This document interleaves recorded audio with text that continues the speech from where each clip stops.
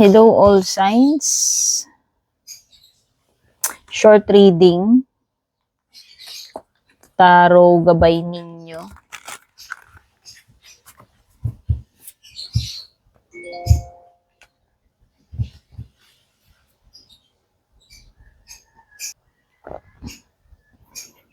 Okay, ito ay para sa next 7 days. So, kung anong petsa na ngayon, yung reading na to ay para sa next 7 days. All 12 signs tayo, start kay Aries. General reading only ha, iksi lang kasi maraming signs tayong babasahan.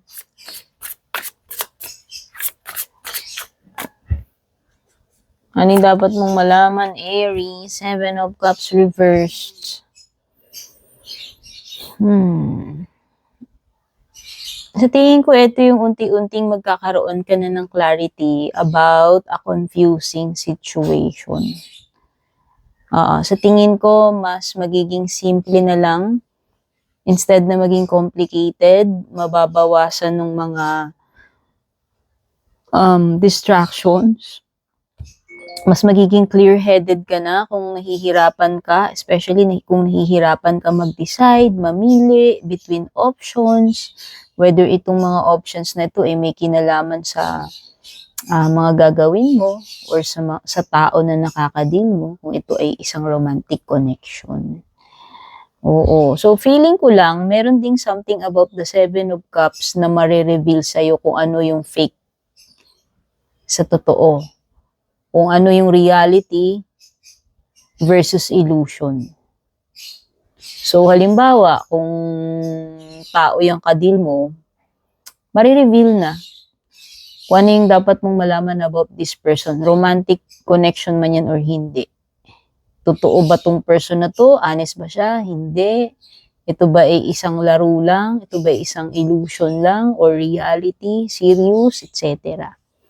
Kung this card, if this is a person, itong card na to is related to water signs, Cancer, Scorpio, Pisces.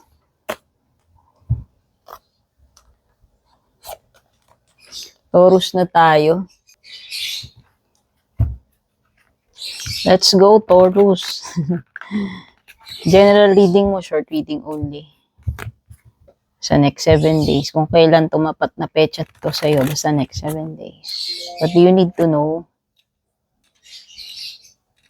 Taurus. 5 of Wands. This is conflict. Maaari ka maka-encounter ng conflict at work or sa mga tao na makakausap mo or sa person na kakonect mo. Merong ano dito, pwedeng may mga ma-encounter ka na trouble, hassle, problema, drama, pwede rin. Merong ano kasi, merong energy na pwedeng mag-create ng drama dito. Okay, minsan yung 5 of Wands is a sign ng competition. Kung meron mang mga kompetensya ka, whether ito ay business or sa kung saan man na area or sa love life mo, pwede rin naman. Kung kakompetensya sa love life, edi ka rival, kaagaw, mga ganyan. Pwede may mga misunderstandings, no? Kung sign, itong card na to refers to Aries, Leo, Sagittarius. Gemini, general reading mo for the next 7 days. Kahit na anong petsa makarating sa'yo ito. Short reading only. Take only what resonates. Ano yung dapat mong malaman in general? The Chariot represents Cancer. So, pwedeng, you're dealing with someone na meron siyang Cancer. Sa chart niya, kung tao, yung pinag-uusapan dito. Chariot reversed. This is an indication na merong something na maaaring hindi na mag-continue. Depende yan sa determinasyon. sa will nung person involved dito, whether ikaw yung tinutukoy dyan o yung person na ka-deal mo. If this is not a person, it is a situation wherein parang instead na mag-move forward, instead na mag-advance, mag-improve, is paurong, pabaliktad. Kung person yan, pwedeng magbaback out, pwedeng nagbago yung isip, pwedeng hindi na itutuloy. Kung gawain yan, instead na i-continue, hindi i-continue. Stagnant energy. Kung outcome, pwedeng hindi maging successful yung outcome, pwedeng hindi ma-reach yung goal, pwedeng hindi makarating sa destination kung ito ay pagta-travel. Kung relationship, pwedeng hindi na mag-continue yung relationship, pwedeng maputol, or parang magkaroon ng pause. Okay? Cancer, short reading mo, general reading only, take only what resonates. Ano yung dapat mo laman sa susunod na 7 days, kung anong petsa man makarating sa'yo ito.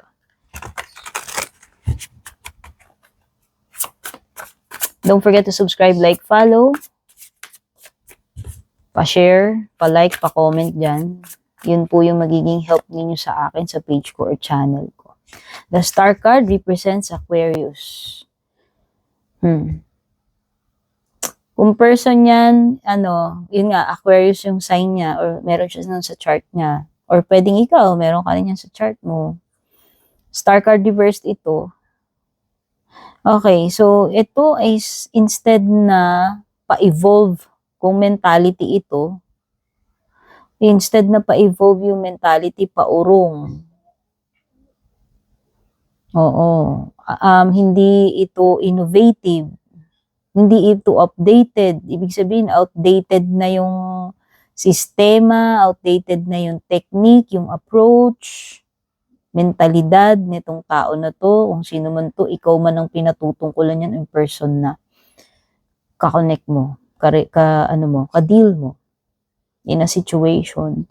The star card represents instead na maging positive, pessimistic, negative thinker. So, instead na maabot mo yung goal, yung wishes, yung mga pangarap na yan, kung ano man yan, parang, nega na kagad ang dating.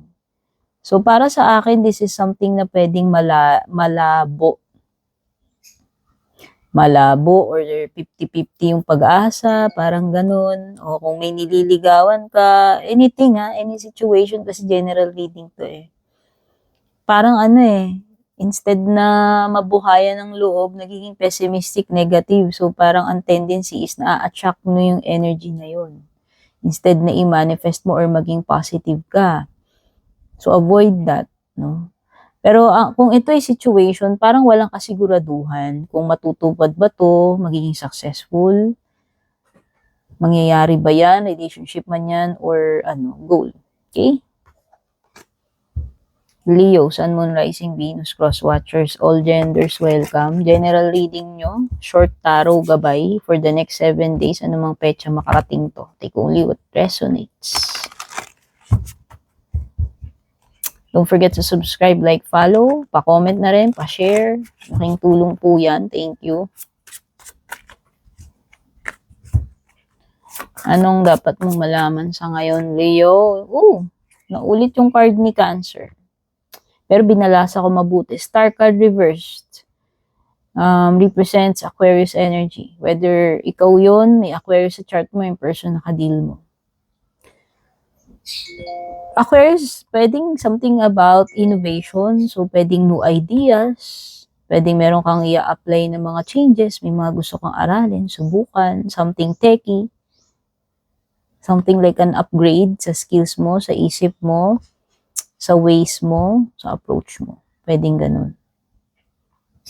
Kaya lang para sa akin, dahil reversed yung star card mo, during this time, pwedeng hindi pa yan, I think hindi mo pa maisasagawa, maisasakatuparan, no? Sa tingin ko lang. Pwedeng malabo itong mangyari sa ngayon since baliktad yung star card mo sa ngayon. So, anything na maaaring pinaplano mo, gusto mong gawin, naiisip mo, i-apply na mga ideas or yun nga yung mga sinasabi ko, innovations, improvements, pwedeng hindi pa yan mag-work sa ngayon or hindi akma sa ngayon or malabo pa na matupad or mangyari sa ngayon. Okay? So, if this is a relationship, this is a sign na pwedeng hindi ganun ka-clear kung ano yung magiging future nyo nitong person na to. Ibig sabihin, hindi guaranteed kung ano yung magiging direction, patutunguhan, or yung mga susunod na mangyayari sa inyo. Parang may energy ng uncertainty. Okay? Hello Virgo, Sun, Moon, Rising, Venus, Cross Watchers, all genders welcome. Short reading, general reading only, kung anong dapat mong malaman sa susunod na next 7 days, anong petsa man makarating sa'yo ito. Take only what resonates, Virgo.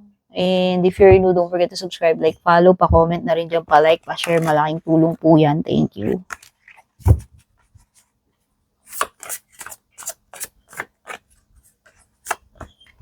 Okay, Queen of Pentacles. This card represents Earth sign, Taurus, Virgo, Capricorn energy. Whether yung person na kadil mo, meron siyang mga ganun sa chart niya or ikaw, meron ka nun sa chart mo. Pentacles is about being practical. Pentacles is about effort. Pentacles is about hard work, material things, no? Ibig sabihin, this is something na nahahawakan mo, solid. Resources, yan. Pwedeng mga ganyan. Something about career, something about pera, business. No? Pwedeng yun yung nire-represent ni Pentacles. So, this time, baliktad yung Queen of Pentacles mo. If this is a project, this is a hobby, this is something na hindi siya, maaring hindi practical, maaring hindi ka, ano ba kasing term yun? Yung, hindi siya lucrative, hindi siya, alam mo yun, yung instead na kumikita ka, parang, baka napapagastos ka pa rito. Oo. Umaga, hindi siya nagdadala sa'yo ng mga benefits or pera eh. Alam mo yun?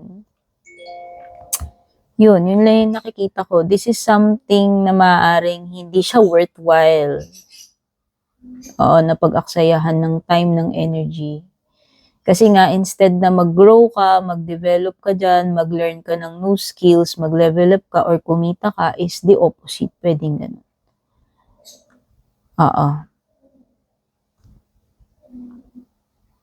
If this is a relationship,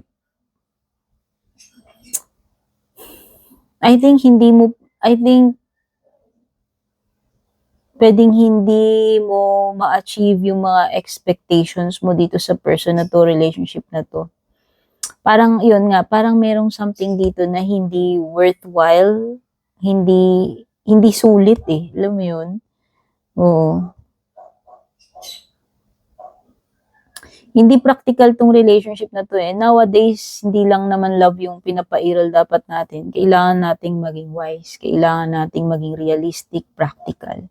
Hindi ko sa sinasabi na yung mga relationship is dapat ang foundation is practicality lang. Hindi. It's not my point. Pero kasi parang merong something dito sa Queen of Pentacles mo na alam mo yun, parang hindi talaga siya worth it mo tatanungin.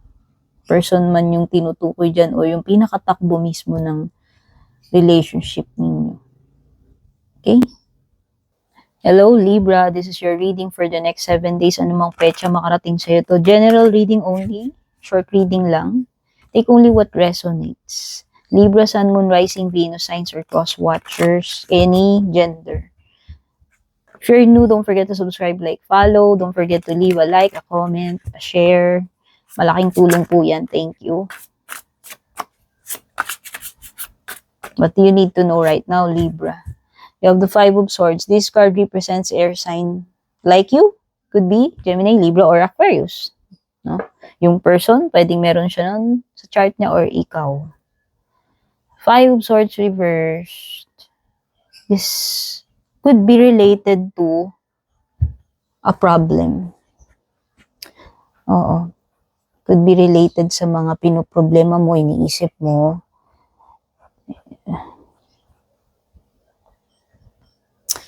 Alam mo kung mentalidad to, Libra, ito yung mentality na parang instead na winner ka, iniisip mo lagi kang talo. So that is negative. Avoid that. Ngayon, if you're dealing with the person, this is surrender energy. Pwedeng disconnection, pag-aaway, paghihiwalay, surrender na, suko na, tama na, ayaw na. Ayaw na ng pagod na sa away, pagod na sa conflict, pagod na sa mga problema. So whether relationship yung pinag-uusapan natin or yung situation mo in general. Maaari ka talaga makaranas ng feeling of defeat, Libra, since baliktad yung 5 of Swords mo.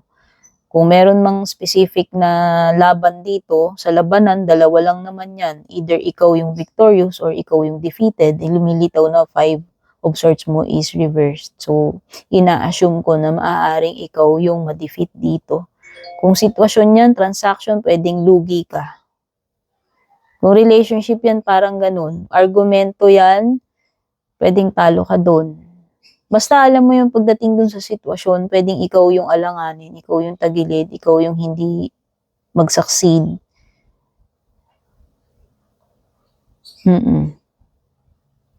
In career, in love life, kung anumang situation yan kasi general reading to. Ito yung person na magwo-walk away na lang siya, magre-retreat, maybe tanggap niya na natalunan siya, parang ganun. Okay? Hello, Scorpio. This is your short reading, general reading only for the next 7 days. Anong dapat mong malaman? Sun, Moon, Rising, Venus, signs, cross watcher, Scorpio, any gender. Take only what resonates. If you're new, don't forget to subscribe, like, follow, and don't forget to leave a like, a comment, pa-share na rin, patap na rin yung bell icon dyan. Thank you. What do you need to know right now? Knight of Pentacles. This card represents Earth sign, Taurus, Virgo, Capricorn. Knight of Pentacles is about taking action. No? So, itong card na to is reminding you na kung gusto mong meron kang accomplish, you need to do something. Hindi pwedeng puro plano lang, puro tingin na lang, drawing, puro blueprint. Kailangan mo ng pagkilos. Okay? Actually, Knight of Pentacles sa lahat ng knight, siya yung pinakamabagal. So, expect mo na, anumang situation to, maaaring mabagal yung progress. Pero, si Knight of Pentacles is consistent, steady. So, sa tingin ko lang, hindi naman importante kung gaano kabilis, kabagal. Ang importante is persistent, consistent, steadiness. So, yun, kung ito ay relationship, pwedeng ganon. Kung person, mabagal kumilos. No? Mabagal lang dating netong person na to, pero consistent siya, seryoso siya. No? Steady energy. Kung flow ng pera yan, flow ng income mo, negosyo mo, ganun din. Kung progress, ganun din. Slow but steady. Hindi yan negative actually. Hindi siya negative. Yan lang yung nakikita ko. Kaya kung may mga nangyayari man ngayon, situation sa'yo, expect mo na talaga na hindi na hindi ganun kabilis bago mangyari, matupad, or masolusyonan, whatever. Kasi nga merong something na mabagal. Ang importante, kumikilos pa rin. Magko-continue pa rin. Okay? Hello, Sagittarius, Sun, Moon, Rising, Venus, signs, cross watchers, any gender.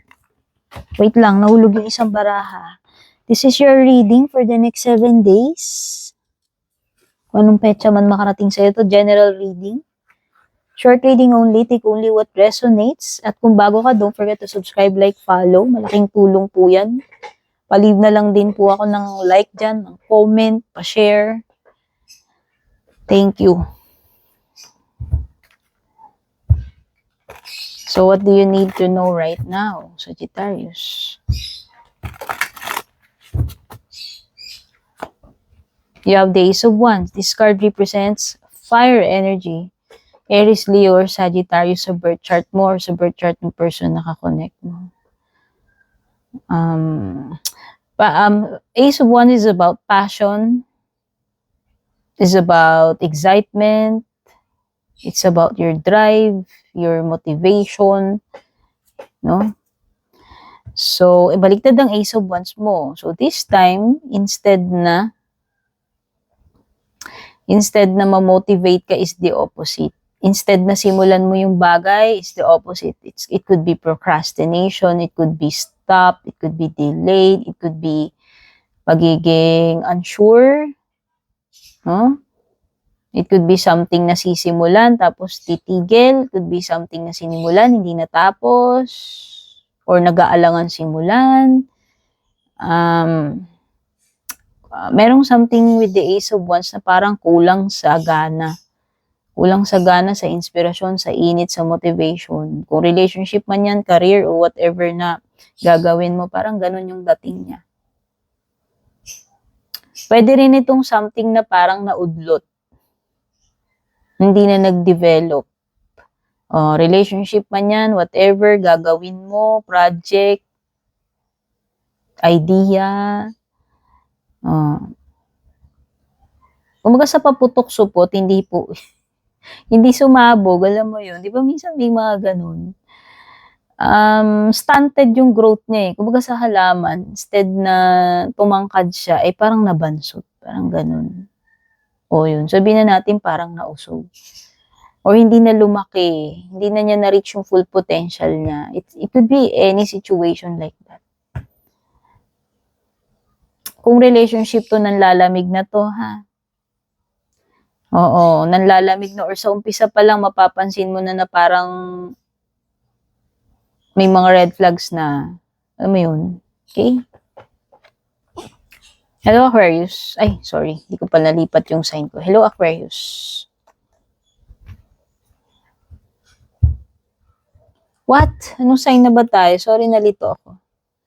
No, we're still in Capricorn. Capricorn. Sorry naman, nahilo na ako sa dami ng signs. Capricorn, Sun, Moon, Rising, Venus, signs or cross watchers, any gender.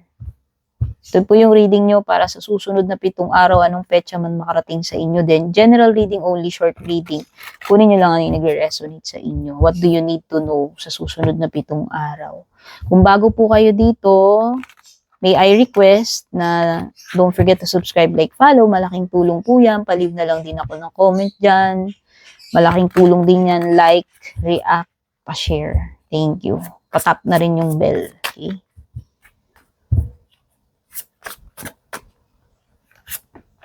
Ten of Wands. This card represents fire energy, Aries, Leo, Sagittarius.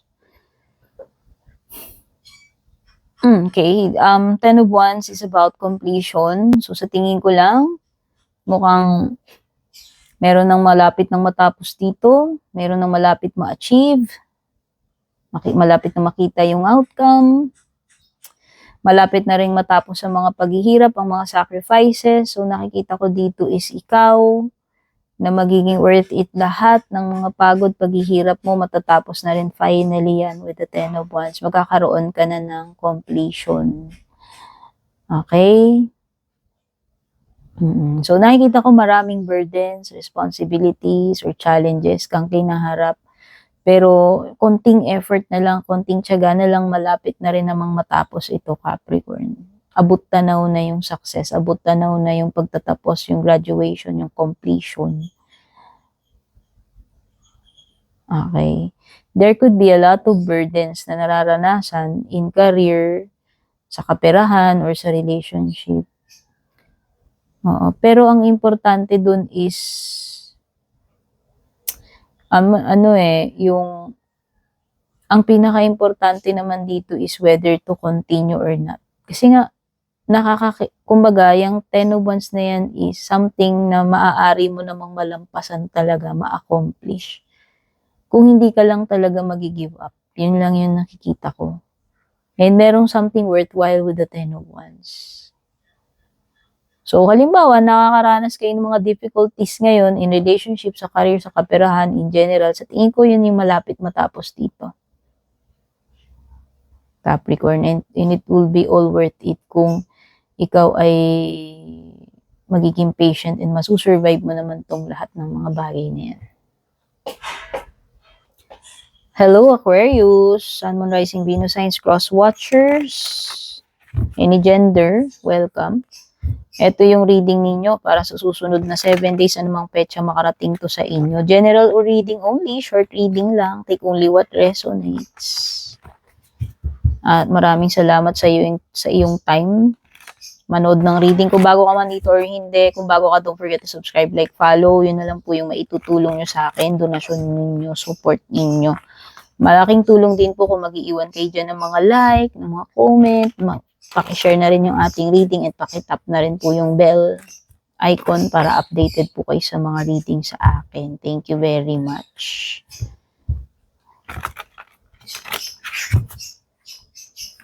What you need to know right now, Knight of Wands, Fire Energy, Aries, Leo, Sagittarius. Maaring meron ka niyan sa chart mo or yung person na nakakadil mo.